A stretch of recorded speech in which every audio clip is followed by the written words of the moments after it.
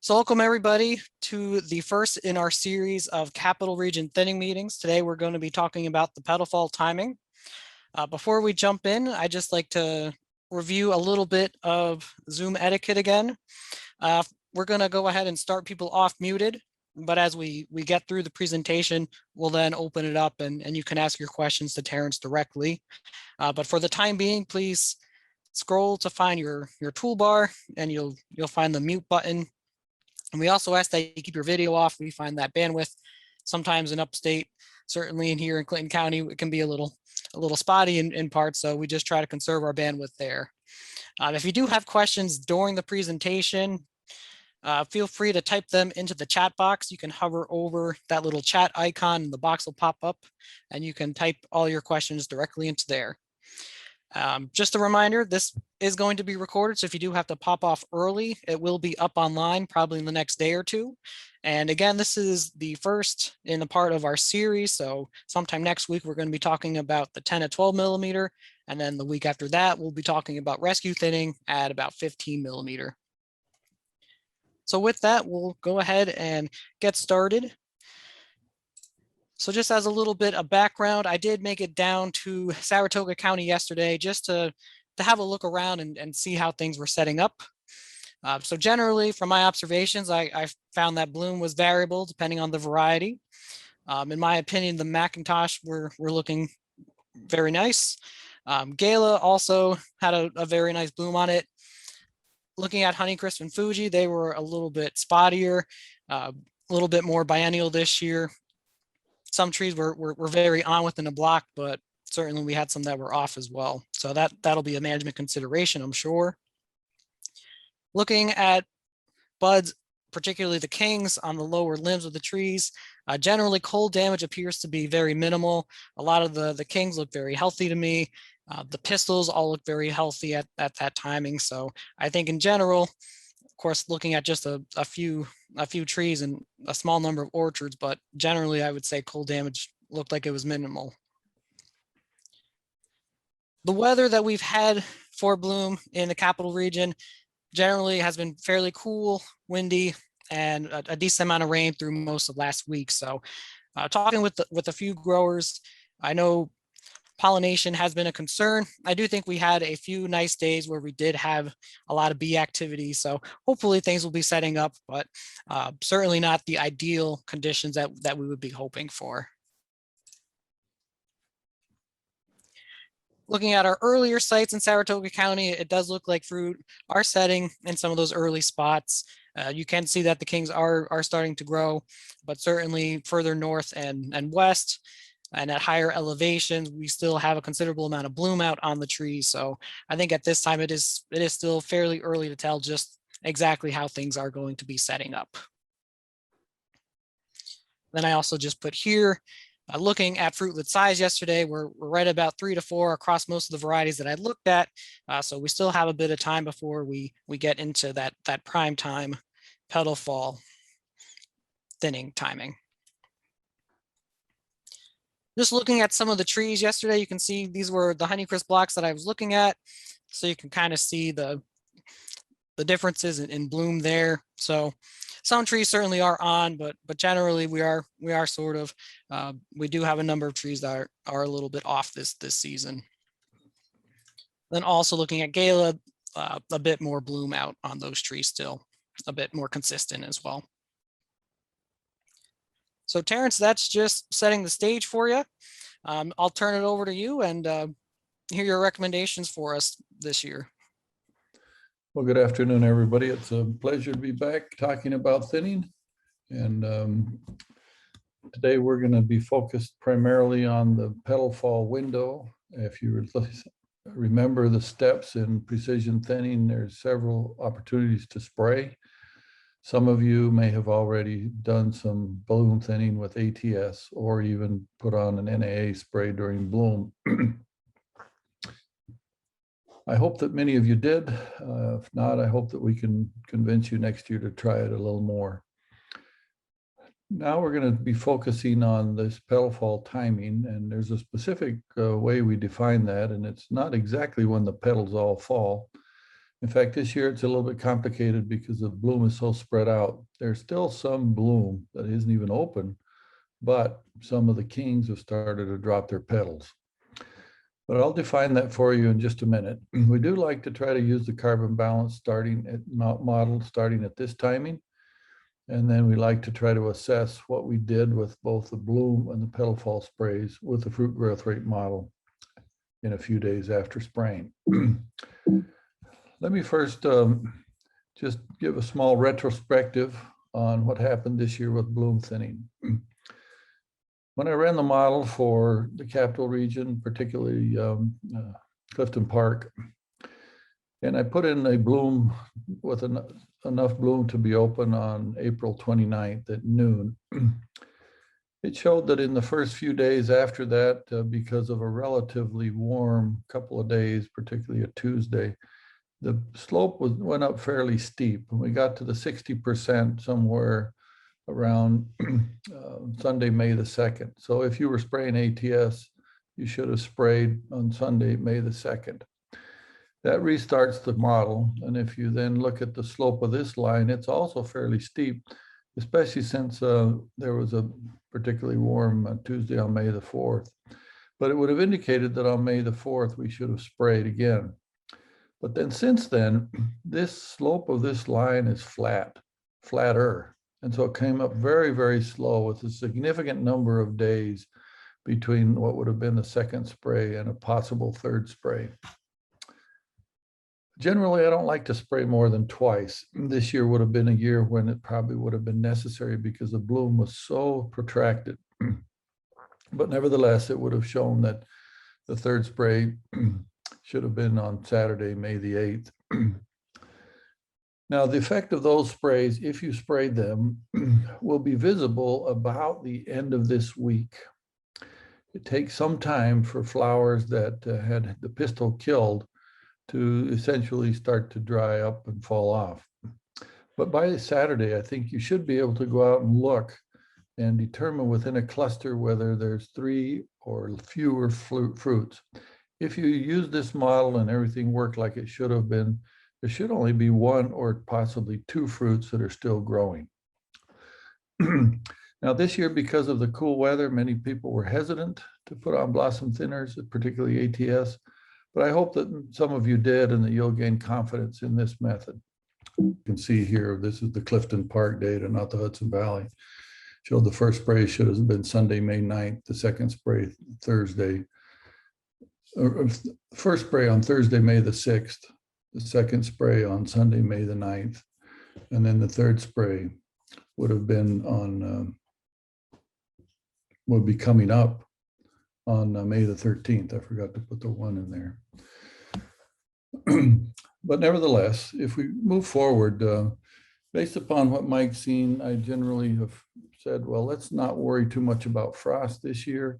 The king should generally be present, but the big issue has been not only in the capital region, but also in the Hudson Valley and in Western New York and in the Champlain and in Michigan is this variable bloom. So the variable bloom is a problem, and we're all scratching our heads a little bit trying to figure out why. And it's not just on Honeycrisp, even many other varieties have this variable bloom. But I think I have an explanation, which maybe at the end, if somebody's really interested, we could talk about it. That variable bloom, along with cool weather, has given a number of people quite a bit of concern about spraying. Maybe we should wait and see what's really set. That's, I think, a mistake. It appears that, to me, at least in what I've seen here in Western New York, but also what Mike has seen in the capital region, that we are going to have a decent set. And thus, I think petal fall spray will be a very essential component in this year's thinning program. The fear that I have is that the cool temperatures will continue. Yeah, we'll get up into the low 70s some days, but it will not be a banner year for taking fruit off. And so we're going to struggle at each one of the opportunities to get enough carbohydrate deficit to take fruit off. And if you skip this opportunity at petal fall, I think you'll be in trouble, and you'll be spraying when fruits are big and probably not getting near enough off, regardless of what you do. So I think that the petal fall spray is an essential component of what we're going to do this year. So I have a couple of suggestions in blocks where it looks like the bloom was good and you have live keens and a strong set. You need, if you're going to spray in the next few days, a full dose of either NaN7 or NADN7. Now, I will give a suggestion on the next slide or two about what to do if you're using no carbaryl in your program. But those two combinations seem to work the best, but they need a full dose plus, and I'll define that in just a minute. If your block has some mild keen damage or the set doesn't look that strong, I still would suggest a full dose of NaN7, and it'll probably do a pretty decent job, but because it's cool, there's very, very, very little risk of taking too many fruits off. Now, blocks that are light, and maybe the weather was poor and you only have moderate set, just include some 7 in the petal fall spray. I want to remind you that last year we introduced the use of degree days base 4 degrees Celsius as a way to time the 3 different sprays. Today we're focusing on the petal fall spray. You would want to look for a window between degree days 100 after bloom to 125 after bloom. Those are printed in the next to the last column on the carbohydrate model. And just so you can be thinking forward, we try to time the 10 to 12 millimeter spray when you have accumulated 200 to 250 degree days. And then the last opportunity is the rescue treatment when they're 16 to 18 millimeters at 300 to 350 degree days. So my suggestions for petal fall thinning this year are don't skip it, but just use the carbohydrate model to adjust the timing and the rate. I want to remind you that there's both a web-based version and a mobile phone version. Now, the normal standard place to get the carbohydrate model is at the Cornell NUA website. And there is a new rebuilt version of that that's available. And I think Mike published the website for the new look to NUA. You can also use the old NUA, but both of them work equally well with a carbohydrate model. But in addition, through some funding from New York Farm Viability Institute, we produced a phone app version of this, and we call it MaluSim. There's a web-based version just called MaluSim, and then there's the phone app. Now, we have just released a new version of this phone app, and so if you have this on your phone from last year, I would ask you to trash it and go download a new version of MaluSim. It has a couple of important improvements that I think will help us all use the fruit growth rate model easier. As a general rule, we say whenever the carbohydrate model shows deficits that are minus 60 or even more negative, that's really risky to spray. Those of minus 60 or greater give us natural thinning without any spraying, and spray on top of it will overthin. But generally, we don't work in that range, and we'll be working in the ranges of minus 30 to plus 30. And unfortunately, this year, we're on the positive side. So we're not seeing much carbohydrate deficit yet to help us. The second thing I want to remind you of is that at petal fall, all the thinners, regardless, NA or 7 or MaxL or NAD, have only a moderate effect. And thus, on the positive side, they're very safe. There's very little risk of overthinning. So this is a really good feature when you have a crop that is not really heavy, but you do want to break up the clusters. Go ahead and spray a petal fall. It will not take them all off. It'll just help you reduce the number of fruits in each cluster. In the past, people have tried to do that with strictly 7, but NaN7 does a great job at that without any excessive risk. Now, the carbohydrate model indicates there's essentially going to be no deficit in the next few days to help achieve good thinning. Nevertheless, the next few days are the days to spray. And I'll show you the degree days accumulation in Clifton Park to show that. But because of lack of deficit, we're going to recommend, and the model will tell you that as well, to add an extra 30% with your chemicals when you spray. Let's take a look at the carbohydrate model. I ran this just an hour ago for Clifton Park. And I show in the top half of the slide the carbohydrate chart, showing that from green tip on has been negative. We had some real, the scale over here only goes to -24, so it's not extremely negative. But then we got fairly decent weather and we got almost to zero, no deficit. We went into another cold period, and then right around full bloom, we were with some deficit. But bloom has been really protracted. And so we've gone from a deficit about before the 5th of May to now the last week being in a positive situation in terms of carbohydrates. The thinning window, I think, begins today for petal fall and then goes on through Saturday. Now the curve is tending down a little bit, but I don't think that even Friday or Saturday is going to show much of a negative carbohydrate balance. And we can kind of look at that down at the table below. I've just posted the last part of the table starting on May 10th. And you can see that in the last two number columns is the 7-day weighted average of carbohydrates. And it's a positive number for the 10th, positive number to 11th and 12th and 13th. But on 14th, it's a slight negative, and that's that last point there. But if you look forward, because doesn't have the last day to average in here, they're not huge negative numbers. And so I predict that the next, Friday and Saturday that aren't really listed here yet will be similarly right around zero. The last column of numbers is the degree days, and that's what I want to focus on. On May the 10th, on Monday, we were not yet at 100, so it's too early to spray a petal fall spray. Yesterday, too early. But today, with the accumulation, by the end of the day, we'll be right at 100. That means that tomorrow, Thursday, Friday, and Saturday will be the best days in terms of the model to spray your petal fall spray. The dilemma is that there's still many flower petals hanging out there because of the cool weather. And so it's a little bit of an issue, but I wouldn't worry about it too much. If you're going to use Carbaryl, you've got to get the bees out, but they've already done their job. And those last flowers that are hanging out there that still haven't opened, we don't want them anyway. We want to thin them off. So the soonest you can get the bees out would be great. And then try to target a window when there's not too much wind to spray either Thursday, Friday, or Saturday. It can even go on into Monday or Sunday if needed. Now, I want to emphasize 2 points about what you see with the new carbohydrate model. There's 4 boxes up here colored. These numbers are colored according to how I'm predicting thinning will be. They're all blue. There's not a single green or even a pink or even a red.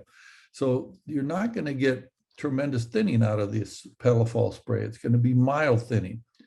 Therefore, if you look in the very last column, we're suggesting there's low risk of overthinning, and you should increase your chemical rate by 30% because it's just going to not thin that well. Even increasing by 30% will only marginally help us. So let's cover now what options you have for chemicals. One option is just 7 alone, and I would suggest that where you're worried about the set and the bloom was not that great.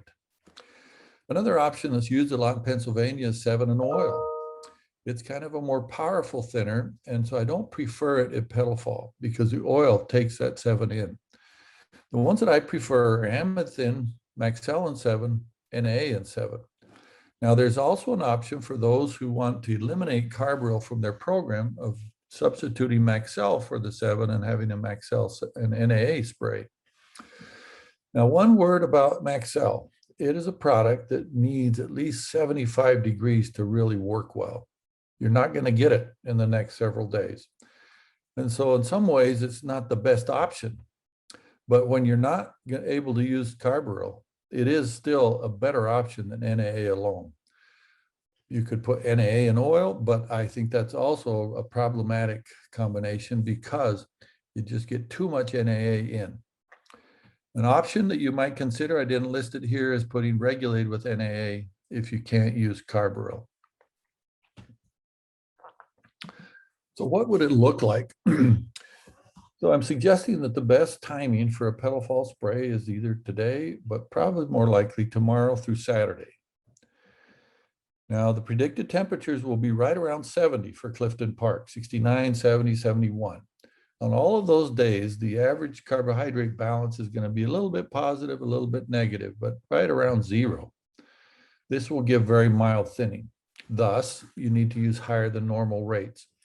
So for example, if you're spraying a strong bloom of Honeycrisp or Gala or Snapdragon on mature trees, I would normally say 3 ounces of NAA plus 1 pint of 7. But this year, because of the cool weather and the more positive carbohydrate balance, no deficit, and I'm suggesting you raise that 30% and put on 4 ounces or 10 parts per million and 2 pints of Carbrel. If on easier thin varieties like Macintosh, you would normally put on 2 ounces of NAA or 5 parts, I would suggest this year increasing it to 3 ounces of NA, but only 1 pint of 7, and they're giving you a 7.5 parts per million of NA. Now, many of you know that I don't like to put 7 with Cortland. So if you're spraying Cortland, normally at 5 ounces of NA, or not 5 parts of NA, 2 ounces of NA. This year, I'd suggest you raise it to 3 ounces to get the 7.5 parts of NA. Now, Maxell doesn't thin when temperatures are below 75, so it's almost a waste of time to use Maxell in 7. But when you don't have the ability to put Carbrel in because of your spray program, I do think that the Maxell plus NAA is the next best option for you. I want to emphasize that I'm not expecting great results from this spray. Even if you blossom thin and then you spray at petal fall, it's likely that won't be enough in 2021. Now, looking back at a year ago with the hot temperatures we had, those who sprayed at bloom and at petal fall essentially got all the thinning they needed from those 2 early sprays and didn't need anything else. But what we really have to look forward to is late next week when the degree day accumulation reaches 200. That, I think, will be the main thinning spray for 2021. Let's hope that we have temperatures above 75. And then Maxell will do a great job at that timing between 200 and 250 to get improved fruit size on Gala and Snapdragon. So let's go back to the carbohydrate chart, just showing the degree days. And this I've highlighted in that box. The degree days basically for between 100 and 125. It's today, Thursday, Friday, and Saturday. The model only predicts forward 3 more days after that, and we get up to 160. But because the temperatures are still in the low 70s and high 60s, we're only accumulating about 14 or 15 degree days a day. So if this takes us to Saturday, Sunday, Monday, and Tuesday, it'll be all the way till the following Saturday before we get into that 200 degree range. Thus, I'm predicting that sometime late next week is when we'll want to be prepared to put on our main thinning program. And I think, Mike, we're planning to have another one of these roundtable video conferences about that time, sometime middle of next week.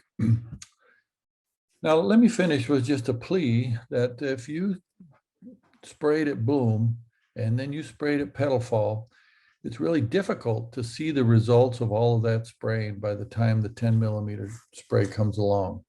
So I really encourage people to use the fruit growth rate model and measure fruitlet diameters and get an idea of how much thinning you've achieved so far.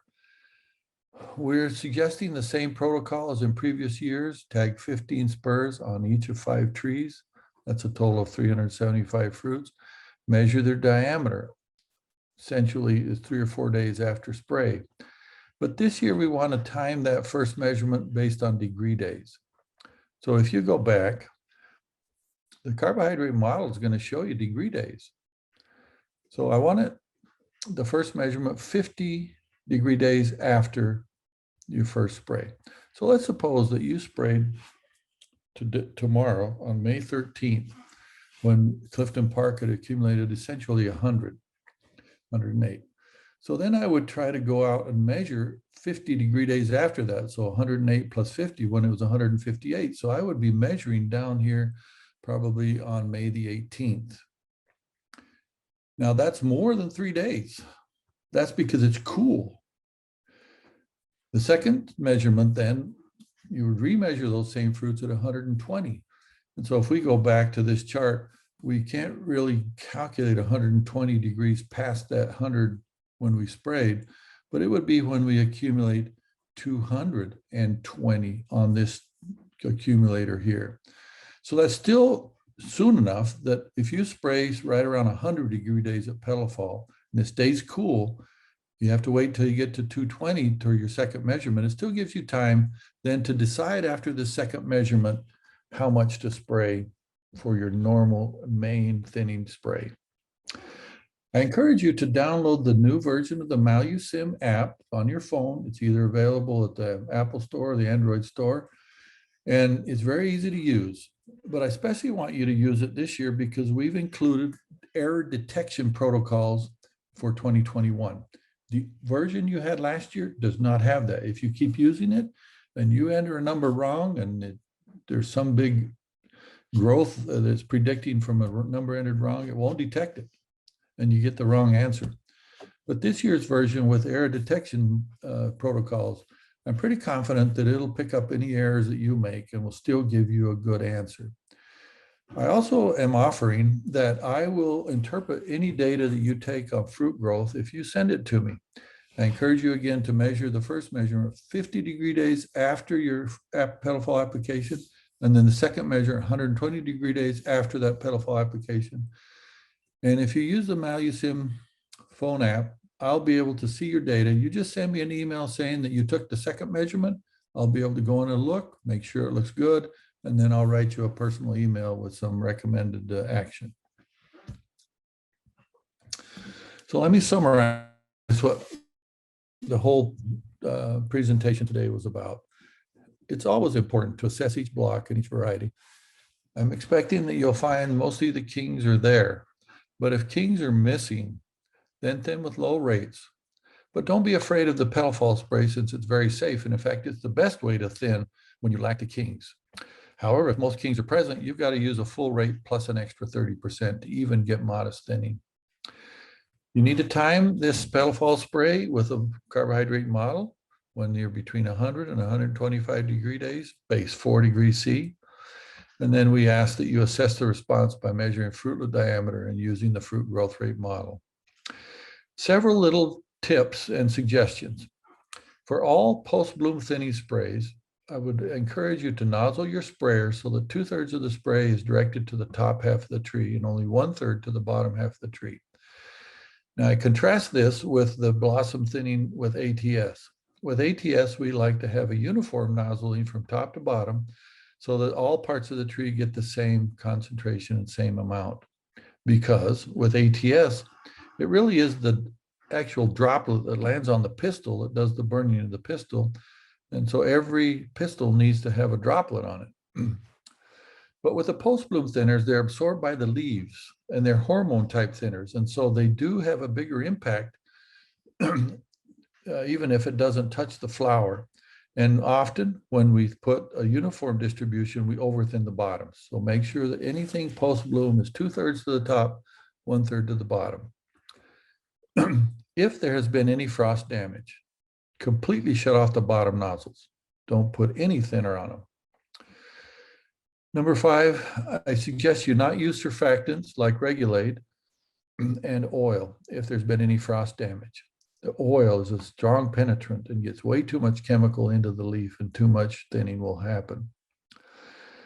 Now, this year, since there's been little frost damage and we have cool conditions, we kind of need to make it a little more potent. So this is the one year I would give you permission to add Regulate to your petal fall spray of NAA and 7 if you want. But that's only because there's such a positive carbohydrate balance and the temperatures are forecasted are cool. Don't add oil at this time. If we get in a situation where none of these sprays worked, and we're depending on a rescue spray when the fruits are 18 millimeters, we will be adding oil to that spray because that will be the only way to get fruit off when they're so big. So with that, I think I'll stop and thank you for your attention and be happy to answer any questions or have some more discussion. All right, great. Thanks so much, Terrence. I just wanted to draw people's attention to the chat box. The links to the newest site. The first one is the old version. The one with the DEV at the front of the URL is the updated NUA. And then also Malusim, the desktop version of that. And then also, if you're interested in trying out the fruit growth rate model, we do have a detailed protocol that we've uploaded onto our website, and you can click on that link and get the full instructions there. So with that, I'd like to open it up for questions. If you have a question, feel free to type that into the chat box, or if you'd like, you could type in the chat box, ask live, and we'll have you unmute and turn your video on. And you can ask in person. Terrence, I have a question for you. Our plan was to go in tonight and do our Petal Fall cover spray. Is it all right to add, normally we add carbaryl to that. Is it all right to add acid to that also? And then of course, we're covering every variety when we do that. So is that going to be a problem on Delicious or Gala if we're using 10 parts of acid? Well, that's an excellent question. First, I would say it's generally okay, with two exceptions, Red Delicious and Fuji. So if you put the NAA on Red Delicious and then we put Maxell later on it, we tend to get more pygmy fruit. The same and worse with Fuji. Those are the two main varieties I'm hesitant to put NAA and 7 on, and then later Maxell. But your general idea, I think, is a good one. Since we're now in the window, as of the end of the day today, at your farm at Clifton Park, we will have accumulated the 100-degree days. And so you could spray anytime, day or night, and include the NA and 7 in the mix. And you can cover the whole farm with what I said. I think that it's very safe this year to do it. I just don't like the issue with both Red Delicious and Fuji. All right, thank you. We can, those two we can definitely deal with. All right, Terrence, we have another question in the chat box. Gary's wondering if you could explain sort of your thoughts on why we're seeing such spotty bloom this season.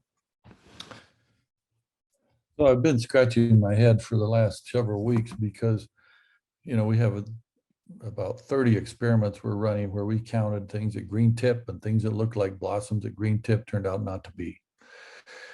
And so the answer that I've come up with is this, that last year was generally an on year for many, many varieties. And so even people who blossom thinned, but even mostly those who didn't, carried a lot of fruit for the first several weeks. And those fruitlets all had 10 seeds. We had a high seed count in fruit last year. And so they were pumping out gibberellin, which is an anti-flowering hormone. But then we had dry weather.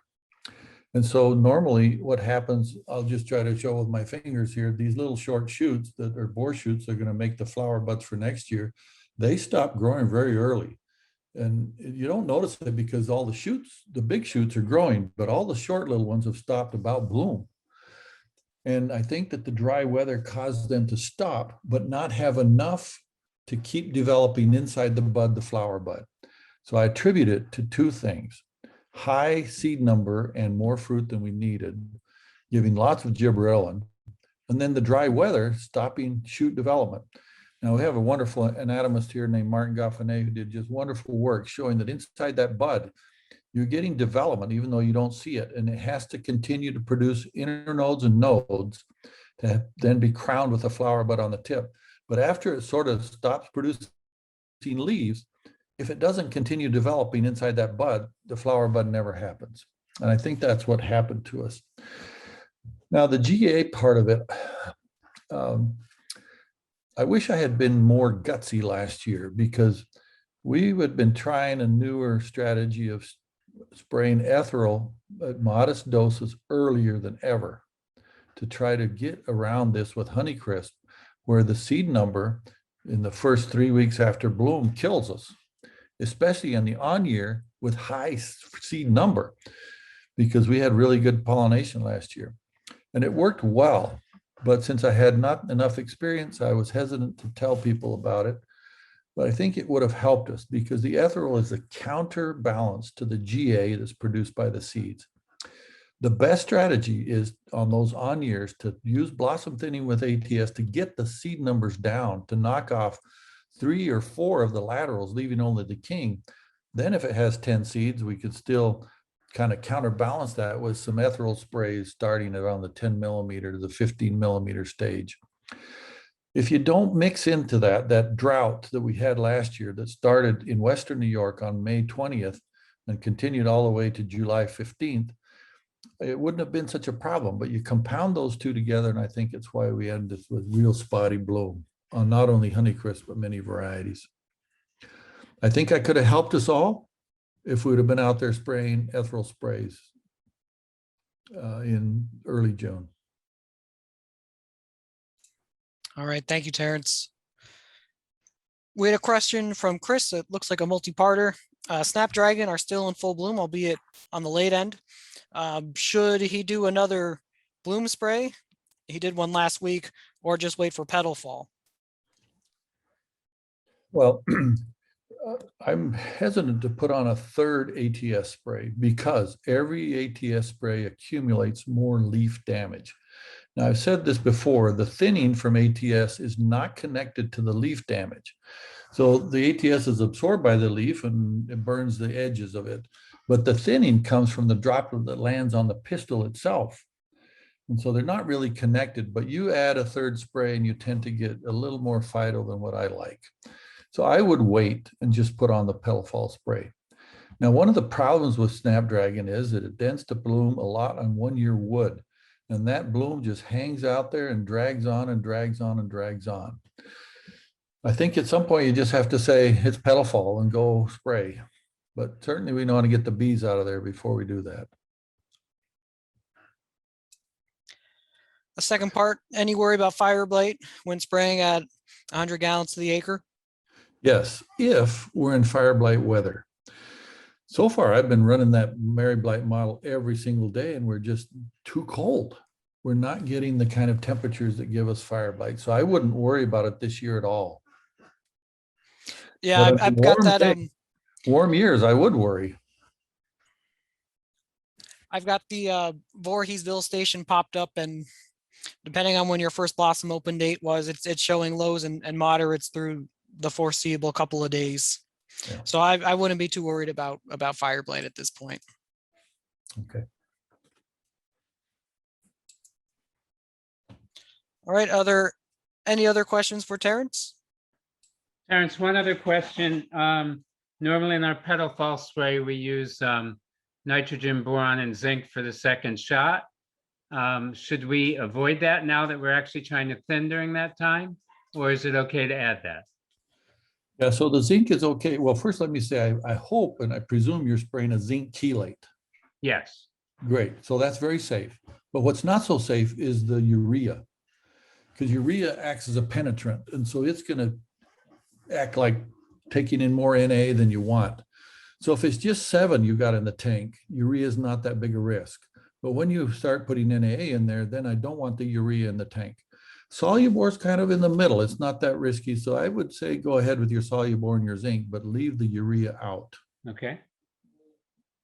That works. Thank you.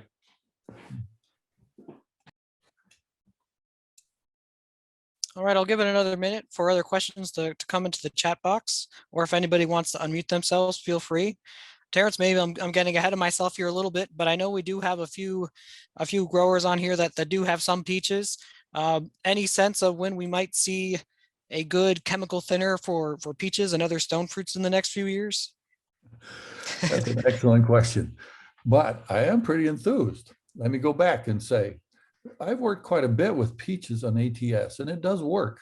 In fact, Joe Nicholson here in Geneva uses ATS on almost all of his stone fruits. He's the biggest apricot grower, the biggest plum grower in east of the Mississippi. So I would say that's something you should think about for next year.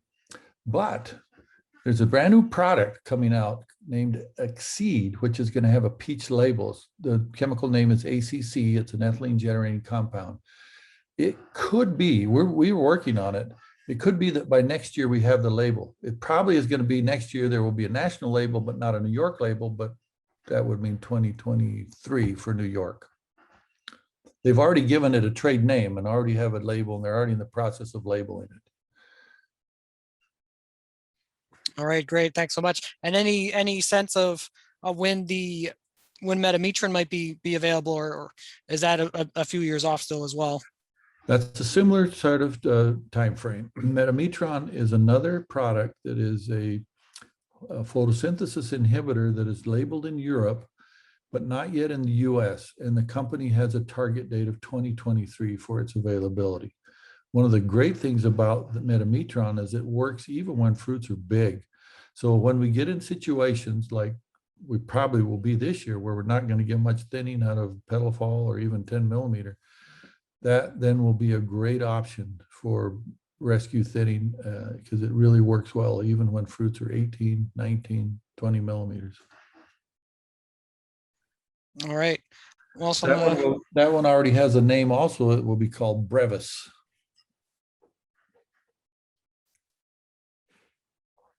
all right, great.